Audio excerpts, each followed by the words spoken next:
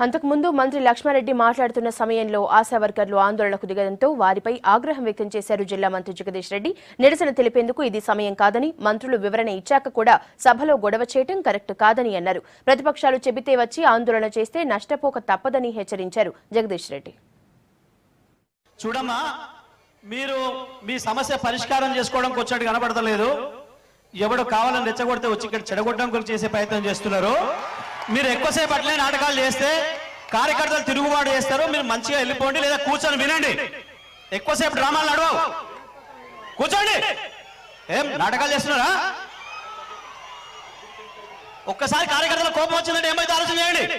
వాళ్ళు పెట్టుకున్న సభలో రావడానికి మీకు హక్కు లేదు. మొదలు కూర్చోండి, విన్నారు. మీ మంత్రి గారు విన్నారు, చెప్పినారు, వినాలి, కూర్చోవాలి. మిగతా వాళ్ళు చెప్పేది కూడా వినాలి. కానీ మేము అల్లరి చేయడానికి వచ్చినామనంటే మీరు వేరే పార్టీ వాళ్ళు పంపిస్తే వచ్చినట్టుగా మేము అర్థం చేసుకోవాల్సి వస్తుంది. లేదంటే కూర్చోండి, కూర్చోవాలి. ఎక్కడ చెప్పడానికి కూర్చోవాలి. ఒక్కసారి కార్యకర్తల కోపం వచ్చే పరిస్థితి తెస్తే మీరే నష్టపోతారు. కూర్చోండి.